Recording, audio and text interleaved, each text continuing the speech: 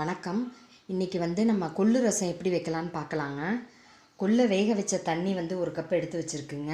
தாளிக்கிறதுக்கு தேவையான எண்ணெய், கடுகு, சின்ன ஸ்பூனில் ஒரு ஸ்பூன் மிளகு, ஜீரகம், கருவேப்பிலை, கொத்தமல்லி, மஞ்சள் தூள், பெருங்காயம், தேவையான அளவு உப்பு, 4 பல் பூண்டு தட்டி தனியாக எடுத்து வச்சுருக்கேங்க.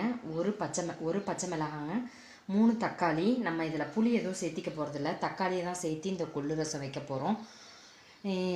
இது எப்படி செய்முறை எப்படின்றத பார்க்கலாங்க.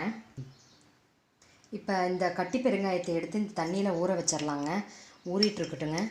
அதுக்குள்ளே இந்த தக்காளியை கட் பண்ணிவிட்டு தக்காளியும் பச்சை மிளகாவையும் போட்டு அரைச்சி எடுத்துகிட்டு வந்துடலாங்க. தக்காளி, பச்சை மிளகாய் இது கூட கொஞ்சம் உப்பு சேர்த்திக்கலாங்க அரைக்கிறனால. இது கூடயே ஸ்டவ்வில் கடாயை எடுத்து வச்சாச்சுங்க. இதில் 1 ஸ்பூன் எண்ணெய் விட்டுக்கலாங்க. எண்ணெய் காஞ்சிருச்சுங்க. கடுகு போட்டுடலாங்க. இது கூட கருவேப்பிலை ஆட் பண்ணிக்கலாம். பூண்டு,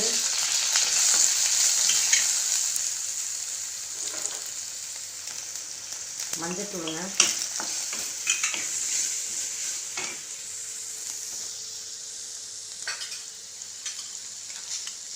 கொஞ்சோண்டு உப்புங்க, எல்லாம் ஆட் பண்ணி நல்லா பிரட்டி விடலாங்க. கொஞ்சம் பூண்டு வாசனை வந்த உடனே நம்ம அரைச்சி வச்ச அந்த பேஸ்ட்டையும் இது கூட ஆட் பண்ணிக்கலாங்க. பூண்டு வாசனை வந்துருச்சுங்க. நம்ம அரைச்சி வச்ச அந்த பேஸ்ட்டை இது கூட ஆட் பண்ணிக்கலாம். தக்காளி, பச்சை மிளகாய் விடுத பச்சை வாசனை போகிற அளவுக்கு ஒரு 3-4 நிமிஷம் வெந்து வரட்டுங்க. நல்லா பச்சை வாசனைலாம் போய் இந்த தக்காளியெல்லாம் வெந்து வந்துருச்சுங்க. இந்த டைமில் நம்ம வேக வச்சு வச்சுருக்க இந்த கொள்ளு தண்ணியை எடுத்து ஆட் பண்ணிக்கலாம். இது கூட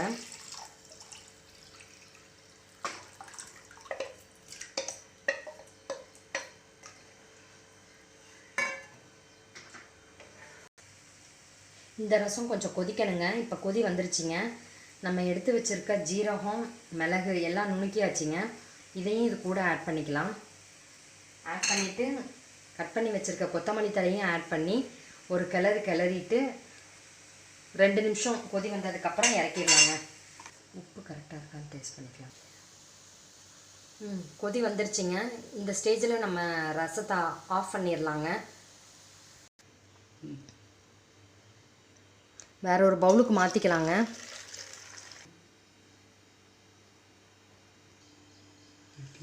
இப்போ சுவையான ஆரோக்கியமான கொள்ளு ரசம் ரெடி ஆயிடுச்சுங்க.